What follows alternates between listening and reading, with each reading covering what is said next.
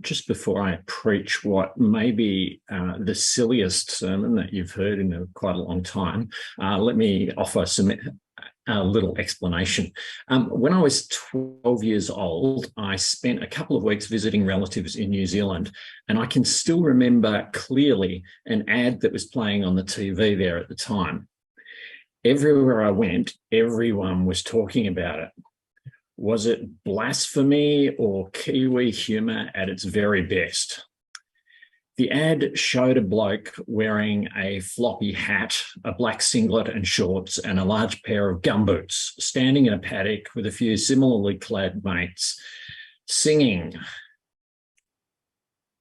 We three kings of Orient are, one on a tractor, two in a car, one on a scooter, tooting a hooter, following yonder star. Oh, star of wonder, star of light, star of beauty, she'll be right, star of glory, that's the story, following yonder star.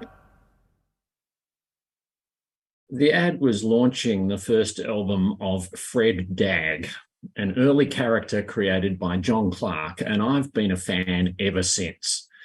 John Clark was not only very funny, but he was an extraordinarily perceptive reader of human beings and of social and political systems.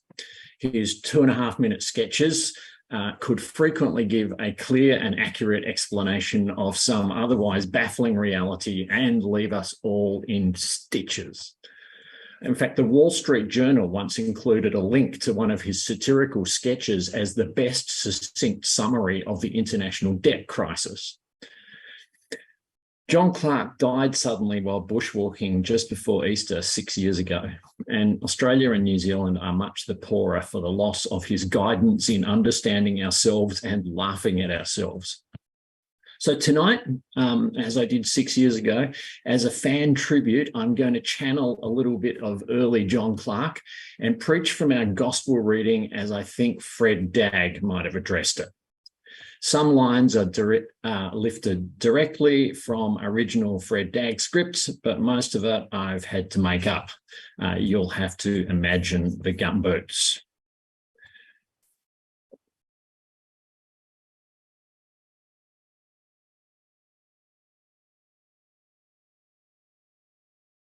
G'day. Now, I want to have a word with you today about one of the great injustices of life, and that's the way a reputation can be set in stone by a minor incident somewhere in the early Bronze Age and still be holding sway in the court of public opinion long after social media is supposed to have turned all information into ephemera fit for attention spans measured in nanoseconds. I refer, of course, in the case of me very good self, to the matter of appellations or descriptive nicknames that outlive their usefulness by a millennia or two. Thus it is that ever since I refrained from leaping to hasty acceptance of what appeared to be an early example of fake news, I have been known to the ages as Doubting Thomas. Now, I could have lived with doesn't like to jump to hasty conclusions, Thomas, although I'll concede that it perhaps doesn't flow off the tongue quite as smoothly in casual conversation. But why should one's brief moment of mental hesitation be remembered for 2,000 years with an appellation that makes me sound like I'd even question that the sky was blue or that the Liberal Party have accumulated more trouble than a sensible man can ever use? It denies a bloke a fair go and a second chance, and it flies in the face of everything this country has come to stand for. And this country has been bent over backwards in an effort to make it stand for just about anything. I've done my best to lose the moniker or even reinterpret it over the years. For a few years, I tried to make out that it was simply a misunderstanding of my Chinese name, Dao Ting Tom, given to me by a wise old Chinese gentleman during my travels, but this didn't convince anybody, perhaps owing to the fact that it was commonly known around the town that my major travels were not to China, but to India. I've also lodged several Freedom of Information inquiries seeking to know why I was saddled with this derisive descriptor, when none of my equally deserving mates ended up with labels to forever remind the world of their more embarrassing moments. Why is Peter not forever remembered as Denying Peter, or even as Never Heard of Him in My Life Peter? Why is Mark not remembered as Dropped His Sartorials and Ran Away Naked into the Night Mark? Why are James and John only nicknamed the sons of thunder and not as the sons of the eternal fight to decide who's the king of the castle? Believe me, the public deserves answers to these questions. And the less said about the case of the oft-forgotten apostle Trevor, the better, because to be perfectly Francis with you, there was a fair amount of evidence that Trevor wouldn't have known if a tram was up until the bell rang. And if you do happen to stumble across an extant copy of the Lost Gospel according to Trevor, a quick scan should suffice to reveal the wisdom of having omitted it from the big book in the first place. I'll concede that my account was omitted too, but at least mine is still available to the discerning reader, albeit usually only on the second shelves of obscure bookshops inhabited mainly by members of the bow tie and long socks brigade. Anyway, let me get back to the beginning and fill you in on the backstory to all this. The most important fact, which I've banged on about endlessly in my own defence, was that Jesus was dead. There was no disputing this. By any test of degrees of deadness, Jesus was ticking all the boxes. All manner of vested interests had made it their business to make absolutely sure that he was dead, gone, deceased, buried, and no correspondence should be entered into. Not so much shuffled off this mortal coil as forcibly expelled from this mortal coil, and his lifeless body used for a little javelin practice just to be extra sure. Furthermore, the same vested interests went to extraordinary lengths to ensure that no one could tamper with his tomb. There have been malfunctioning nuclear reactors that have been subject to less security. This was the Roman equivalent of encasing in 6 metres of concrete and enforcing a 12-kilometre exclusion zone with the perimeter patrolled by heavily armed members of the Border Protection Force, or perhaps some outsourced private security contractors who won the tender in a highly transparent top-secret process, the details of which will be revealed when hell becomes the preferred holiday destination for polar bears and Antarctic penguins. So, you can understand then why it did not immediately strike me as a likely to be true story when a few of the Trevors, some of whom were well known for practical jokes and for the speaking forth of what could best be described as bovine excrement, claimed that Jesus had dropped in for a visit and was showing off his scars like an exhibitionist recovering from a quadruple bypass. Now, speaking of scars, it didn't exactly enhance their credibility that none of them were showing any scars. Because if there's one thing that I have never doubted for a moment, it is that if I'd been Jesus and all my mates had dived for cover and left me to face the lynch mob alone like this lot, any return visit I'd make would be about settling a few scores and dealing out some just desserts.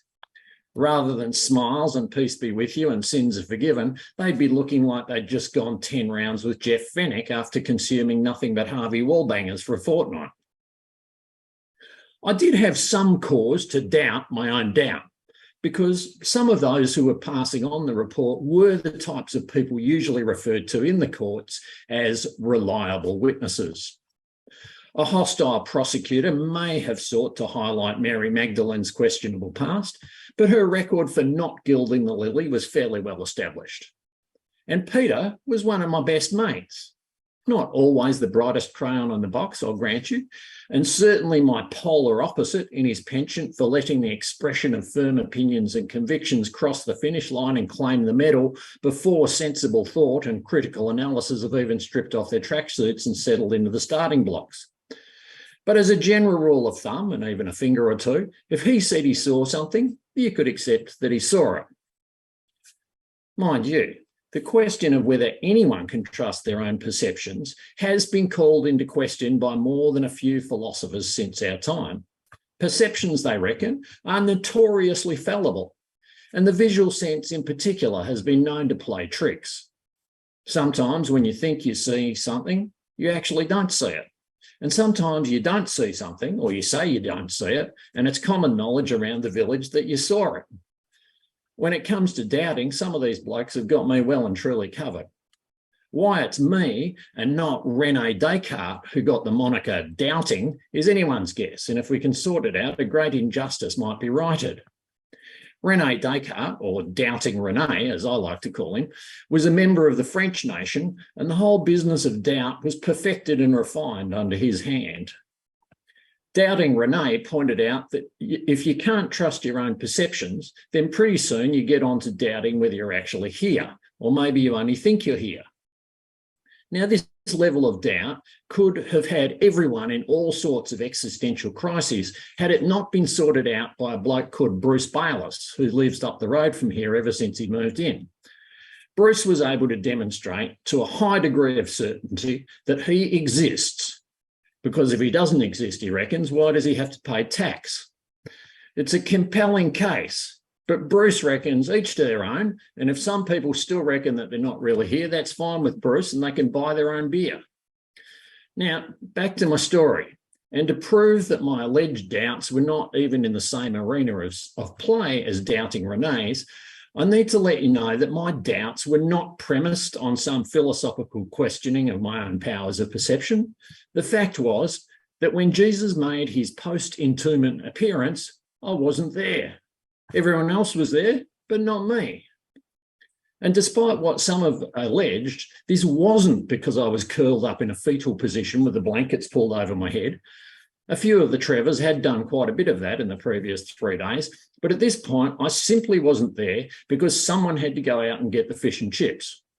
I wasn't even gone for long, and if the bloke in front of me hadn't started a high-level diplomatic dispute over whether he'd ordered his dim sum steamed or fried, I might have made it back in time for the big surprise. But I wasn't there. And I would have had a lot less to complain about if they'd been calling me ever since, turned up late and missed the whole thing, Thomas, because I will admit to having backable form in that event. It's been an issue for me ever since I nearly missed my own birth. I was indeed on that occasion curled up in the fetal position with the blankets pulled comfortably over my bonce, and it took a mighty push from my mum to make sure I didn't miss the whole egress into the light thing. Anyway, the bit everyone seems to know about is what happened after I missed seeing Jesus' unprecedented return to the field of play, a mere 3 days after being carried from the arena with fatal injuries.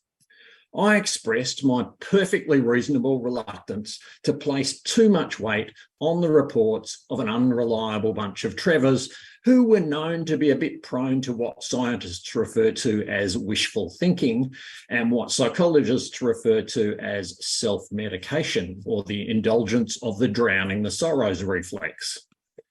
But anyway, a few days later, or a week to be precise, we were gathered again, and this time the spinning bottle had sent someone else out for the fish and chips, and I found myself suddenly standing face to face in a locked room with a bloke who I knew without a shadow of a doubt to be dead, buried, and under guard. But there was Jesus himself standing in front of me saying, yeah, g'day, peace be with you. Now, I don't know about you, but a dead bloke who may possibly have a bone to pick with you, standing in front of you telling you to be at peace, is not the most peace-inducing experience one can have. So the mind was in a fair bit of turmoil, and the knees were doing a pretty convincing impersonation of a certain gelatinous dessert favoured by small children. And I was wondering whether Doubting René might not have been onto something when he said that the fact that you saw something, like a bloke being killed and buried, didn't necessarily mean that it actually happened. Jesus, though, was fairly encouraging on this point. He didn't claim that he hadn't been killed, or even that he wasn't actually dead. In fact, he seemed to be only too willing to show off his fatal injuries to prove that he was indeed dead. Apparently, the perception that needed to be rethought was the widespread idea that being dead necessarily cancels out the possibility of being simultaneously alive, and even more alive than you were before you were dead, which is quite a lot to get your head around, really. And if you've got it sorted out to the satisfaction of the examiners, then you're doing a fair bit better than me, and you're probably starting to make Doubting René look like nothing more than a second-rate naive realist.